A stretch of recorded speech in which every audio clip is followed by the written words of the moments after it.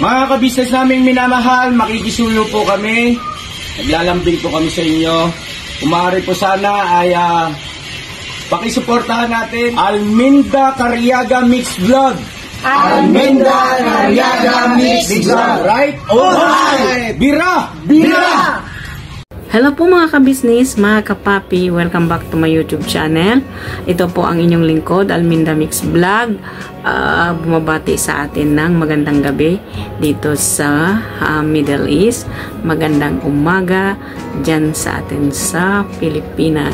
So panibagong reaction video po natin ngayon mga kabisnes, mga kapapi. Ito nga ang pagsundo ni Papa Dins kay Kayla. At bakit nga ba ito ayaw sumama? 'Di ba? Bakit nga ito at naiba ang kanyang pangingisip na ayaw niyang sumama, samantala ang pinag-usapan na nila ito ni Papa Dins na susunduin siya ni Papa Dins next week. Yun na nga yung week na ito na yung pagpunta ni Papa Dins. So bago natin umpisahan ang ating reaction video, gusto ko lang pong magpasalamat sa akin lahat ng nag-subscribe sa aking YouTube channel. So, yung mga iba po na hindi pa nakasubscribe sa aking YouTube channel, baka po pwede pakipindot na natin ng subscribe button dyan at ng isali na natin ang notification bell para updated po tayo lahat sa aking mga reaction ng video dito sa Kabisnes Official at Papa Dins TV. So, well, don't forget to subscribe Kabisnes Official, Papa Dins TV, and ang kanilang pangalawang channel, Kabisnes Family. Please don't forget po, supportahan natin yan ng todo-todo hanggang dulo. So, ito na nga mga kabisnes, mga kapapi. Reactionan natin itong YouTube channel ni Papa Dins, ito nga tungkol kay Kayla, yung pagsundo nga ni Papa Dins at bakit nga ito biglang na iba ang isip na ayaw sumama. At ay, syempre, kasama ni Papa Dins ay si Bornok at saka si Boogie Boogie. So pumunta na nga sila doon at isusunduin nga nila ito. Ito nga ang pinag-usapan nila na susunduin si Kayla this week kasi doon siya muna mamalagi kasi wala nga naman po pasok dahil is Holy Week. So doon muna siya mananatili sa bahay ni Family Kabisnes dahil gusto nga itong makita ni Mrs. Kabisnes at saka ni Mr. Kabisnes si Kayla ang kanyang pagbabago. Kumbaga nagbago na talaga siya na ito ay nagtatrabaho na, hindi ba? So yun na nga mga kapapi, at kaya dumating na itong sila Papa Dins, itong dalawang kagwang na kasama niya, at ay nadatnan nila itong si Kayla naliligo.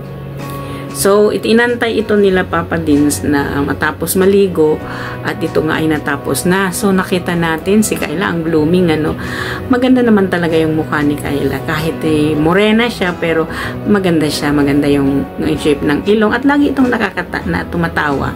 Laging nakasmile, bagabag. Yun. So, yun na nga at kinumusta, pinaupo ni Papa Dins ay umupo naman ito doon sa tabi ni Papa Dins at kinumusta na kumusta na okay lang daw siya at maayos siya.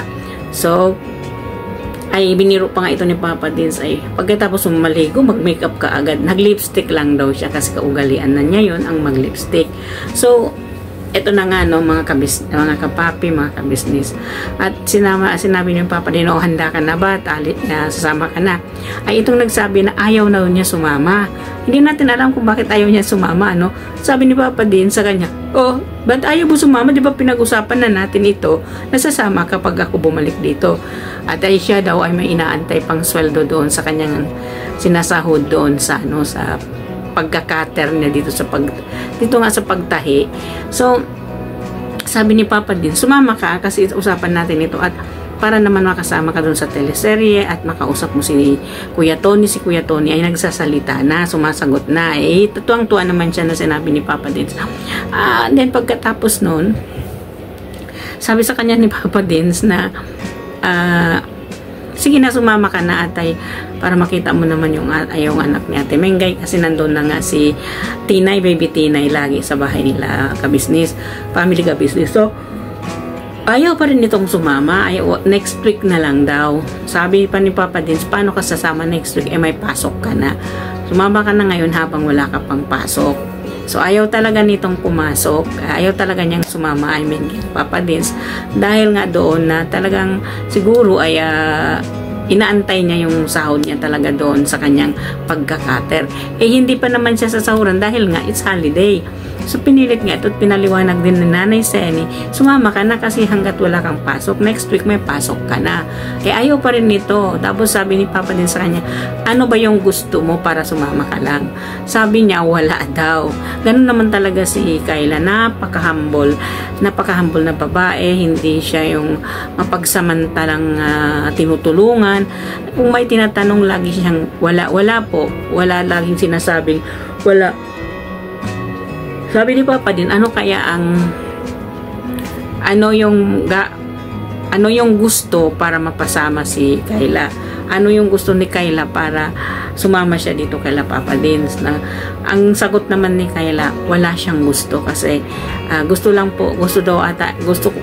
daw niya ay manatili muna sa bahay doon at saka hintayin nga yung sweldo niya ng isang linggo. So, yun nga at kasi-kasiyahan nila, yung panagbibiro-biruan na nila, yung ano ni Kayla, kasi nga ayaw nga talaga siyang sumama.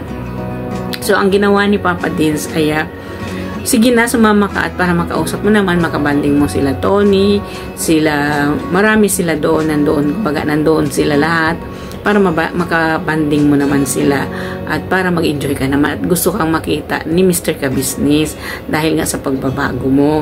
Yun ang sabi ni Papa din sa kanya, ayaw pa rin nitong sumama at sabi niya kasi yun ang lagi niyang katwiran, may sahod pa, may inaantay kasi ako,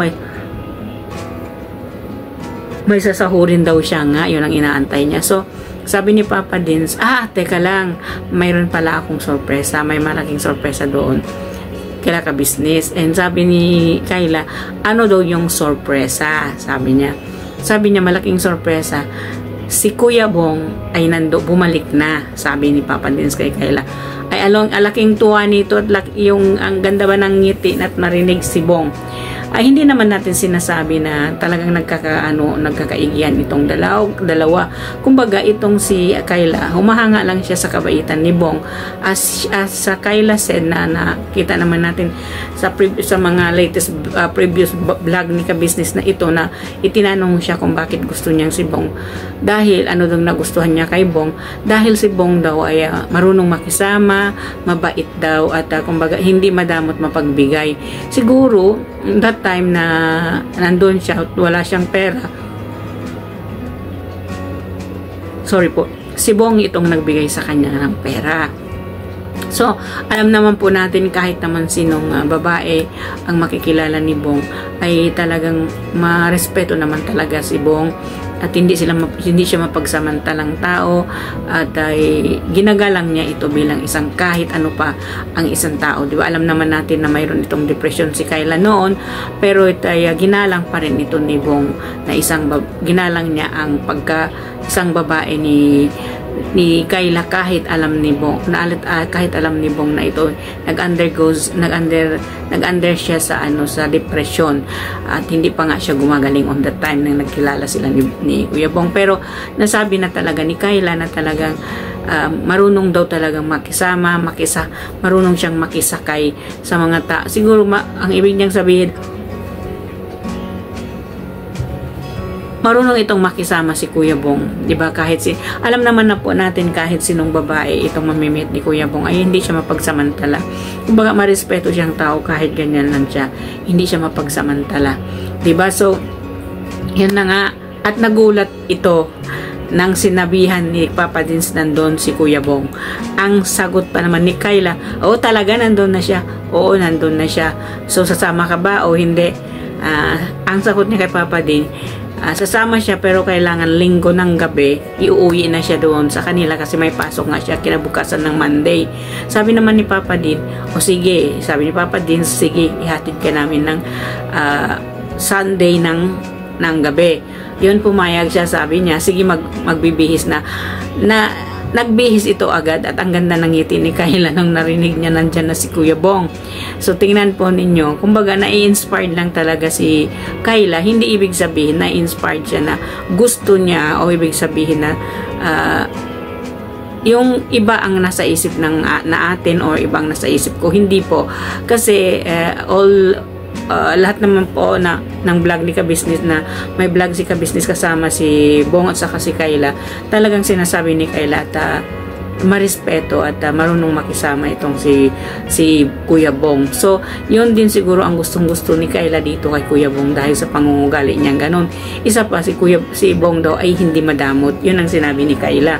So dito makikita natin ang kasiyahan ni Kayla, no? Na-excited siya na makikita niya uli si Bong. Makita niya uli si Kuya Bong, mabanding, pagkabanding sila kasi yun naman ang sabi ni Papa Dins, para makapagbanding ka kahit kanino doon kasi nandoon na sila, lalo na't nandoon si Kuya Bong. So nagmamadali nga ito at nagbihis at lumabas sa kwarto ay ang ganda ng ngiti. Ang ganda naman talaga ng mukha ni Kayla, diba? So yun, at umalis na sila. Nang pagdating nila sa bahay, naggulat itong sila Mr. Ka-Business, nandun na si Kayla. Di bumati ito sa kanila, nagsabi ng hi. Yun, kumbaga normal na talaga si Kayla. Hopefully po talagang madediretso na yung pagka normal niya, madediretso na po talaga yung kanyang paggaling at sana ay tulungan at gabayan ni Lord si Papa Dins sa pagpapagamot kay Kayla. Sana po ay maging normal na ang buhay niya talaga, parang yung nang dati, kasi tingnan po ninyo ngayon hindi pa talaga siyang siyempre nag-undergoes pa siya doon sa gamot, diba?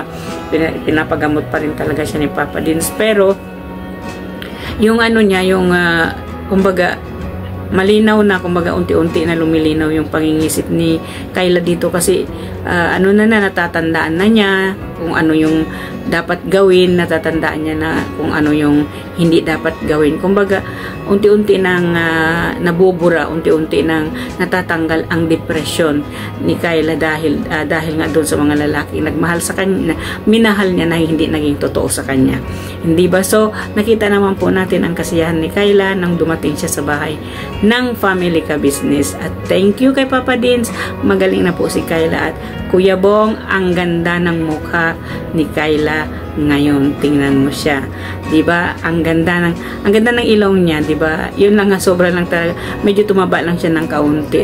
Pero okay naman sa medyo pagkataba niya kasi nadala kasi yung mukha niya, nagumanda siya doon sa pag-gain niya ng little bit weight, pero gumanda talaga yung mukha niya. Maganda yung mukha ni Kayla. Di ba nakita naman natin na ang cute ng mukha niya, na kahit naman paano na ganyan siya, pero kumbaga nandun pa rin po yung respeto kung si Kayla ang makipag-usap, kasi wala kang marinig po, hindi po, opo. Yun lang ang kanya, na mayroon talagang pagpupo kung mas kausap niya. Siyempre, sa ganitong nagsasabi nilang may depression na ganito, yung iba hindi, kasi katulad ng dati, hindi siya nakakausap ni Papa Dins ng maayos, diba? Minsan hindi sumasagot, minsan iba yung sinasagot, laging galit. Hindi ba? Yun naman ang naobserbahan na sinusumpong kumbaga sa kanyang pagka-depression, kasi for 4 years naman na pabayaan na ganyan siya, kumbaga hindi siya naagapan agad dahil nga sa kahirapan. Wala ang ibang pangtustusyo si Nanay Seni para ipagamot si Kayla. Nagpapasalamat na lang tayo at mayroon isang Papa Dins na kayang gamutin, kayang tulungan ipagamot si Kayla, di ba? Kahit naman hindi lang si Kayla, mayroon pa namang iba na pinipilit ni Papa Dins na mapunta dyan kay Dr. Vincent para matulungan na rin, hindi ba? So mga ka-business, mga kapapi, hanggang dito na lang ang aking reaction video dito kay Kayla. At bakit ba ito biglang ayaw sumama? Pero nang marinig na sinabi ni Papa Dins na nandun si Kuya Bong, ay natuwa ito at biglang napatayo na nagbihis. So maraming salamat po sa lahat ng mga subscriber ko. Shoutout po sa lahat sa inyong mga new subscriber ko na nag-subscribe po sa akin, nagtiwala sa akin. Shoutout po sa inyong lahat. Hindi ko po kayo maisa-isa sa dami po ninyo. So please, huwag natin kalimutan suportahan ang Ka-Business Official, Papa Dins TV at ang kanilang pangalawang channel, Family Ka-Business, at ang lahat po ng mga co-reactor ko tulad ni Taong Gala Vlog, Anime Reactors TV, Ma'am Flash Channel, Kalingap Turak, PLC Katangay Vlog at Analisa Reality Vlog at ang Kamix Vlog po na bago namin kasamahan. Paki-suporta po natin sila lahat. At ang inyong lingkod, Alminda Mix Vlog, nagsasabi, may Allah bless us all. Bira, banat, mga ka-business. See you again on my aking reaction video sa susunod. See you!